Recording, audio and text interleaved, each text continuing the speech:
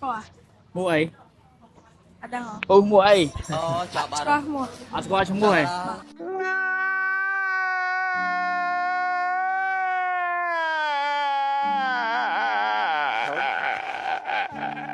เราจะเคย គាត់ឃើញតាមណា TikTok TikTok ហើយប្រាប់ម៉ាក់ថាម៉េច trong chuột ចង់ជួបពូ បាទ ឥឡូវបើជួបអីពូឈ្មោះអីចុះ អត់ដឹងអីហ៎ ដែលណាអត់ស្គាល់ឆ្អៃដល់ខ្លួនឯងមិន ចាប់បាត់ហើយ ឃើញក្នុង TikTok ហ៎ បាទ ហើយប្រាប់ម៉ាក់ថាម៉េចមកយកម៉ូតូ បាទ ឥឡូវម៉ាក់យកបាននៅ បានហើយ បានម៉ូតូអីដែរ បាទ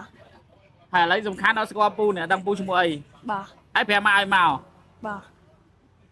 ធ្វើម៉េចទេចឹងភ្លេចឈ្មោះ បាទ តែណាភ្លេចឈ្មោះ idol ខ្លួនឯងចឹង អត់ទេអត់ស្គាល់ អត់ស្គាល់ អូ បាទ ចាប់ អត់ បា ដឹង ត់ ក្នុងទូរស័ព្ទ ក្នុងទូរស័ព្ទឈ្មោះអី អត់ដឹងហ៎ អត់ដឹងទេ